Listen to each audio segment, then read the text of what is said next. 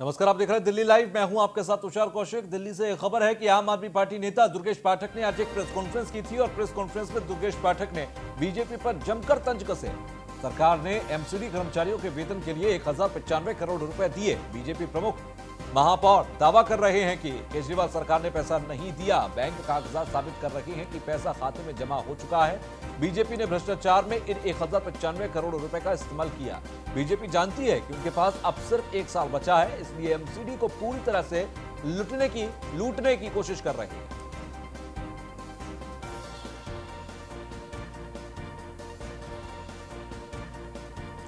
Press conference का दुर्गेश पाठक ने BJP पर जमकर तंज कसा और कहा कि जब 1 साल बचा है तो अब यहां पर कोशिश की जा रही है कि एमसीडी को जितना लूटा जा सकता है उतना लूटे। ये 13,000 करोड़ रुपए का आरोप यहां पर लगाया गया था बीजेपी शासित एमसीडी की तरफ से। वहीं पर दिल्ली सरकार की तरफ से ये बातों को कहा गया कि बीजेपी ने एमसीडी में घोटाला किया। तरह से उन्होंने कई सारी योजनाओं के पैसे काट के एमसीडी के अंदर जो हड़ताल चल रही है, जो सफाई कर्मचारी हड़ताल पे बैठे थे, जो टीचर्स हड़ताल पे बैठे थे, उनके लिए 938 करोड़ रुपए जारी किया था। मेरा ख्याल है आप सबको ध्यान होगा। वो 938 करोड़ दिल्ली की जनता की टैक्स के जुटाए हुए पैसे थे।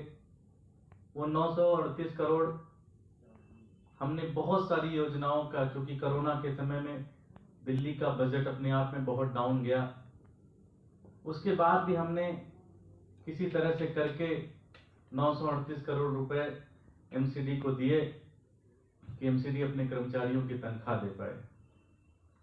लेकिन अगले ही दिन से, चाहे वो भारतीय जनता पार्टी के अध्यक्ष हों आदेश गुप्ता, तो वहीं सीएम अरविंद केजरीवाल के फैसले पर बीजेपी हमलावर है और बीजेपी नेताओं का क्या कुछ कहना है वो आप सुनिए। अरविंद केजरीवाल जी, आज आपने अपने आप को ऐसे एक्सपोज कर लिया कि अब और किसी बहस की गुंजाइश नहीं है कि आप मात्र अराजक ही नहीं हैं, बल्कि आप खुल के देश विरोधी, उपद्रवी, हुड़दंगी लोगों का समर्थन करने में लगे। आप भोले भाले मासूम किसानों के नहीं हैं। आपने दिल्ली पुलिस से वो 576 बसें मांग ली जो दिल्ली पुलिस अब इस दिल्ली की सुरक्षा के लिए उपयोग करती है, और आपको इसमें जरा शर्म नहीं आई। आप पहले मुख्यमंत्री हैं अरविंद केजरीवाल जी, जो खुद अपने ही प्रदेश पे अटैक कराना चाहते हैं, अपने ही प्रदेश में तिरंगे का अपमान कराना चाहते हैं। उन देश विरोधी लोगों को अगर बस से कहीं रोकने में पुलिस सफल हो रही है तो आप वो बसें ही हटाना चाहते हैं। और आपने अपने इस संवाद में एक बड़ा खुलासा कर दिया कि आपने दिल्ली के लिए कोई बस नहीं खरीदी। जो आप वादा करते थे कि हम दिल्ली के लिए ये इलेक्ट्रिक बसें, ये एयर कंडीशन बसें, ये बसें दे देंगे। 26 जनवरी के बाद एक स्टेटमेंट नहीं है कि इतने पुलिस कर्मचारी, इतने पुलिस के जो कांस्टेबल है, जो जिनको चोट लगी, आप दिल्ली के सीएम हैं, आपसे एक स्टेटमेंट नहीं दी गई। उसके बाद अब आपने बसें वापस दे दी सुरक्षा कर्मियों के लिए जो ये इस्तेमाल कर सकते थे। ठीक है, तो इस असली सच्चाई है कि जितना दिल्ली में ये चीज होगा, अल्टीमेटली एम पंजाब है। दिल्ली की जनता के ऊपर, दिल्ली की जनता के जज्बातों से खेल के पंजाब जाना चाहते हैं और कोई चीज नहीं है।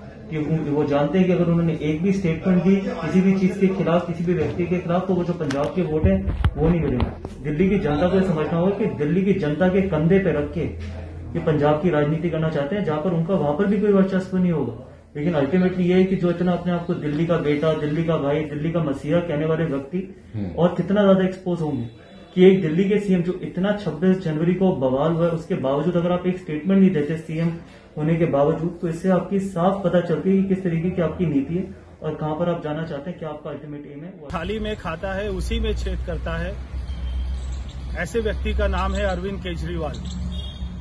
दिल्ली की जनता का वोट लेकर उसी को रहा है मार। रावण के दस्ते केजरीवाल के चेहरे हजार।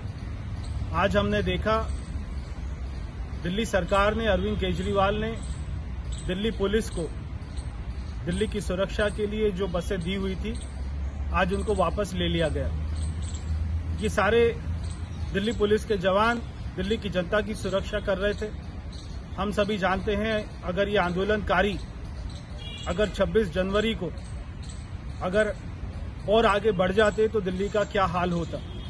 अगर इनको दिल्ली में अंदर आने से, घुसने से किसी ने रोका तो वो दिल्ली पुलिस के जवानों ने अपनी हड्डियां तोड़वाकर, चोट खाकर, घायल होकर उन्होंने हमारी रक्षा करी। मगर दिल्ली का मुख्यमंत्री चाहता है कि दिल्ली के जवान वो दिल्ली की जनता की रक्षा ना कर सकें, इसलिए उनको जो सुविधा दी थी बसों की, वो सारी बसें वापस ले ली। केजरीवाल सरकार द्वारा दिल्ली पुलिस एवं पैरामिलिट्री फोर्सेस को डीटीसी बसें वापस लेना और उनको बसें ना मुहैया कराना, ये बहुत ही शर्मनाक कदम है। एक बार फिर केजरीवाल जी ने अपनी अराजकतावादी मानसिकता जाहिर कर दी है। पहले भी अरविंद केजरीवाल जी ने संवैधानिक व्यवस्थाओं को तार तार करने का काम किया था, दिल्ली पुलिस के जवान को ठुल्ला कहकर अपमानित किया था और दिल्ली दंगों के दौरान आपके मंत्रियों ने दिल्ली पुलिस पर दंगों में पुलिस पर बस जलाने का आरोप लगाया था और आज वो उन उपद्रवियों के साथ खड़े रहकर ये बात साबित करना चाहते हैं कि दिल्ली को वो अराजकतावादी आग के अंदर झोंकना चाहते हैं। दिल्ली वालों की सुरक्षा की उनको कोई परवाह नहीं है, दिल्ली वालों की उनकी कोई चिंता नहीं है। आज वो सिर्फ अपनी राजनीतिक स्वार्थ के लिए, पंजाब में अपने चुनाव के लिए, वो दिल्ली वालों के हितों को ताक में रखकर, दिल्ली वालों की सुरक्षा को ताक में रखकर अराजकतावादी लोगों के साथ खड़े हैं। ये अराजक मुख्यमंत्री हैं, आम आदमी पार्टी नहीं, ये अरविंद अराजक पार्टी बन गई है। तो किसान आंदोलन के मुद्दे पर अहमदाबाद पश्चिम से बीजेपी सांसद डॉक्टर किरीट सोलंकी से खास बातचीत हुई। क्या कुछ उन्होंने कहा, वो आप सुनिए। करीब 70 दिन हो गए, आज भी किसान बॉर्डर पर डटे हुए हैं। हमारे साथ बातचीत करने के लिए अहमदाबाद से सांसद किरीट सोलंकी जी है। सर, किसानों को लेकर सरकार क्या कुछ अब कदम उठा रही है, क्योंकि लगातार विपक्ष राजनीति कर रहा है? जैसे कि आप जानते हो, मोदी जी जब से 14 में जो प्रधानमंत्री बने हैं, तब से उन्होंने किसानों के कल्याण के लिए, किसानों की आय दुगुना करने के लिए, डेयरी उद्योग को किसान में जो रखने के लिए बहुत सारे उन्होंने फैसले लिए हैं। और पिछले लोकसभा सत्र में पार्लियामेंट ने जो 3 किसानों के लिए कानून पारित किए और मैं इसके बारे में ऐसे मैं कहना चाहता हूं कि ये जो कानून पारित किए हैं वो पहले कांग्रेस ने भी ऐसे ही मांग की थी, दूसरे विपक्ष के दल हैं उन्होंने भी यही मांग की थी। अब जब ये मांग उनको जो स्वीकार किया गया है वो कानून बन गया है, तब किसानों को जो भ्रमित करने का एक व्यर्थ प्रयास हो रहा है। किसान हमारे अन्नदाता है और किसान जो पसीना बहाता है, जो पसीना बहाकर अन्न पैदा करता है, उसके तो हम जीते हैं लोग। तो किसानों के लिए राजनीति नहीं होनी चाहिए। और आज चाहे कुछ विपक्ष के लोग हो या विपक्ष के सांसद भी आज बॉर्डर पर गए, कुछ विदेशी व्यक्तियां भी टिप्पणी कर रहे हैं। मुझे लगता है कि इसमें कहीं ना कहीं जो जोड़ है, दोनों में कोई एक है, जो विदेशी ताकत भी उसमें ही उनको सपोर्ट कर रही है। किसान जो कर रहे हैं उनका हम सम्मान करते हैं। अगर उनकी कोई सही मांग है तो सरकार का मन खुला है। सरकार ने बातचीत भी की है, अनेक बार बातचीत की है। किसानों से मेरी करबद्ध प्रार्थना है कि किसानों को जो कल्याण के लिए नरेंद्र मोदी जी की सरकार का प्रायोरिटी है और किसान जो बॉर्डर पर आज है वो अपना आंदोलन छोड़ के मेज पर आए, मंत्रणा करे और उनके जो भी मुद्दे होंगे वो सरकार उसको निपटाने के लिए तैयार। सर, कल 26 जनवरी की घटना के बाद कल भी मंडी हाउस से जंतर मंतर तक एक कार्यक्रम निकालने की कोशिश की गई।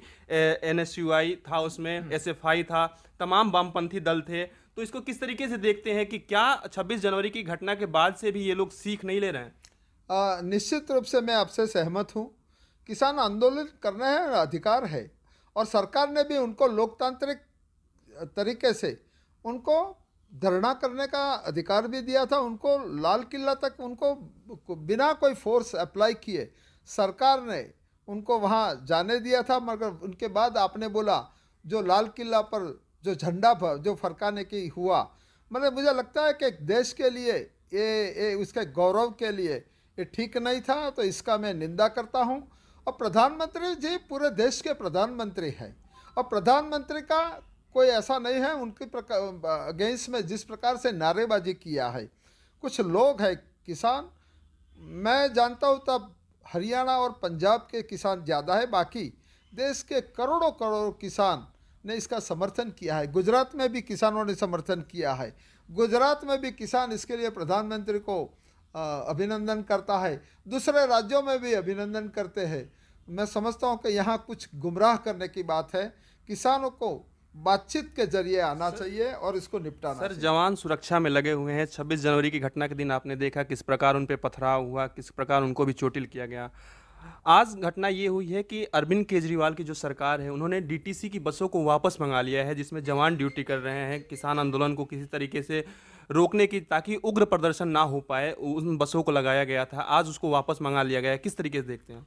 मैं यही तो कहता हूँ कि जब 26 जनवरी की जो घटना हुई और हमारे जो जवान है वो काफ़ी जवान घायल हुए थे, तो यही बताता है कि सरकार ने किसानों पर बल प्रयोग नहीं करने का एक स्पष्ट सरकार का रवैया है। वो इससे स्पष्ट रूप से वो रिफ्लेक्ट होता है। सरकार उनको लोकतांत्रिक प्रक्रिया से रोकने की नहीं कर रही है, मगर विपक्ष के लोग जैसे कि आप पार्टी है या दूसरे पार्टी कांग्रेस के लोग हैं, वो जिस प्रकार से वो करते हैं उसमें राजनीति की बू आ रही है। मेरा स्पष्ट मानना है कि किसान अपना देश का अन्नदाता है, तो उनके नाम पर राजनीति ना करें। राजनीति करने के लिए बहुत सारे मसले हमारे पास। आखिरी सवाल सर, किसानों से क्या कुछ अपील करना चाहेंगे? किसानों से मैं विनम्र अपील करता हूं कि मोदी जी की सरकार किसानों के कल्याण के लिए कटिबद्ध है। आप विश्वास रखिए, आप मेज पर बैठो, आप मंत्रणा पे आओ और जो भी आपके इश्यू है उसको निपटाया जाएगा। ये किसानों की मांग भी थी और विपक्षी पार्टियों की मांग थी, इसके जरिए कानून बना है। किसान आंदोलन को लेकर वेस्ट डिस्ट्रिक्ट की डीसीपी उर्विजा गोयल ने अमन कमेटी के तहत स्थानीय लोगों के साथ एक मीटिंग रखी और लोगों से अपील की शांति व्यवस्था को बनाए रखें, पुलिस का सहयोग करें और अफवाहों पर ध्यान न दें। इस बीच हमारे संवाददाता गुलशन सैफी ने डीसीपी उर्विजा गोयल से खास बातचीत की। न्यूज़1 इंडिया के कैमरे पर हैं वेस्ट की डीसीपी उर्विजा गोयल और जानेंगे आज अमन कमेटी को लेकर क्या है, ये क्या है मैम, इसके बारे में थोड़ा तफसील से बताएं। आज हम ये डिस्ट्रिक्ट की अमन कमेटी की मीटिंग कर रहे हैं, जिससे रिलीजियस हार्मनी यहाँ पर बनी रहे।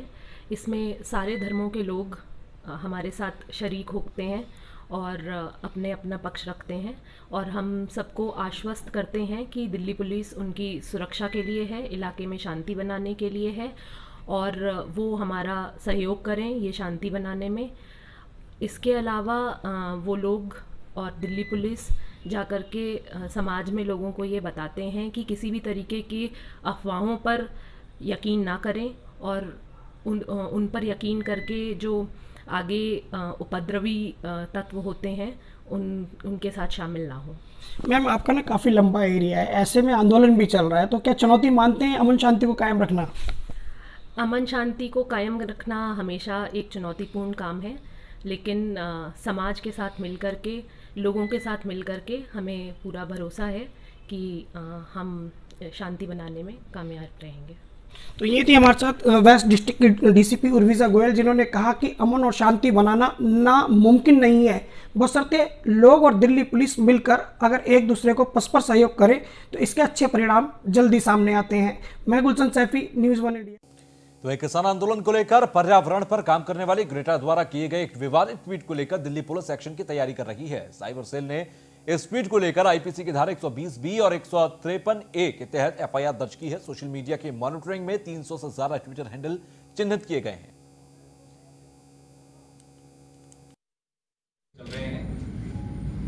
Delhi police social media platforms का बहुत क्लोज मॉनिटरिंग कर रही है और जैसा आपको पिछले बार भी बताया था कि इस मॉनिटरिंग के दौरान हम लोगों ने सोशल मीडिया के कुछ 300 से ज़्यादा ऐसे अकाउंट्स आइडेंटिफाई किए हैं जिनका दुरुपयोग किया जा रहा था भारत सरकार के खिलाफ सेंटिमेंट्स एक्सप्रेस करने के लिए, किसान एजुकेशन के नाम पे कम्युनिटीज़ के बीच में डिसअफेक्शन स्प्रेड करने के लिए। और इसके बाबत हम लोगों ने किसान जो नेता है जो वहाँ पे आंदोलन कर। तो वहीं दिल्ली प्रदेश कांग्रेस कमेटी के अध्यक्ष चौधरी अनिल कुमार के नेतृत्व में बीजेपी और आम आदमी पार्टी के खिलाफ पोल खोल अभियान यात्रा की शुरुआत की गई। शालीमार विधानसभा क्षेत्र के एवरबैक सेंट्रल मार्केट से शुरू होकर block B N west, Shalimar Bagh से शुरू होकर आयुर्वेदिक हॉस्पिटल और हैदरपुर पर समाप्त हुई। इस दौरान हमारे संवाददाता ललित लोधवाल ने खास बातचीत की। कांग्रेस की पोल खोल कार्यक्रम स्टार्ट हो चुका है और हमारे साथ हैं प्रदेश अध्यक्ष अनिल चौधरी जी। हम इनसे बात करते हैं। अनिल जी, आप आज अपने कार्यक्रम रखा है, इससे क्या फर्क हो जाएगा? देखिए, हमने पूरी दिल्ली में ये जो दो सरकार हैं, भाजपा और आम आदमी पार्टी की सरकार, जिन्होंने दिल्ली को बर्बाद कर दिया, तबाह कर दिया। आज कर्मचारी परेशान हैं, सड़कों पे गंदगी है, कूड़े के ढेर हैं, गरीब आदमियों के राशन कार्ड नहीं बने, राशन कार्ड में एक नाम नहीं जुड़ा, नए पेंशन के फॉर्म नहीं भरे गए, किसान आज धरने पे बैठा है। ये तमाम बातों को लेकर के आज हम सड़कों पे निकले। आज पहला कार्यक्रम हमने त्रिलोकपुरी में रखा, जहां हमें जन समूह का समर्थन मिला, और आज ये शालीमार बाग में हम आए हैं। कांग्रेस का पूरा परिवार आया है, एक एक कार्यकर्ता आया है, और हम जनता को बताना चाहते हैं कि अरविंद केजरीवाल और शाह ने दिल्ली को धोखा दिया है, और वही जवाब मांगने, वही पोल खोलने के लिए आज सड़कों पे कांग्रेस का कार्यकर्ता है। यहाँ पर उपचुनाव भी हैं, क्या हम ये मानेंगे आज से इस उपचुनाव की घोषणा होगी है? बिल्कुल, कांग्रेस एक राजनीतिक दल है, 5 उपचुनाव हैं, स्वाभाविक रूप से हम चुनाव में भी उतरेंगे, हमारे उम्मीदवार और पार्टी भी चुनाव लड़ेगी। लेकिन जो देश में हो रहा है, और दिल्ली में इन 7 सालों में केजरीवाल के समय में जो दिल्ली गंदगी से भर गई है, दिल्ली को जो बर्बाद किया है, उस पोल खोलने को लेकर के हम सड़कों पर हैं।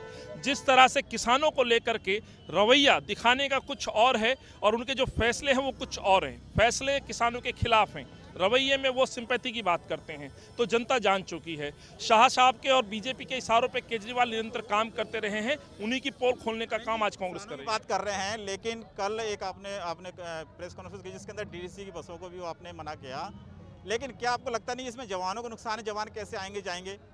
देखिए, यहाँ एक सरकार की नीयत का पता चलता है। किसान की दिक्कत को आप महसूस नहीं कर रहे हैं? किसान 65 दिन से ज़्यादा बॉर्डर पर डटा हुआ है, कड़ाके की ठंड में, सर्दी में रात भर बैठा रहा, सैकड़ों मौतें हो चुकी हैं। जो किसान फसल रोपता है, आज यह सरकार कीले रोप रही है। 56 इंच का सीना कहा जाता था देश के प्रधानमंत्री साहब का, 56 इंच की दीवार खड़ी कर दी गई है।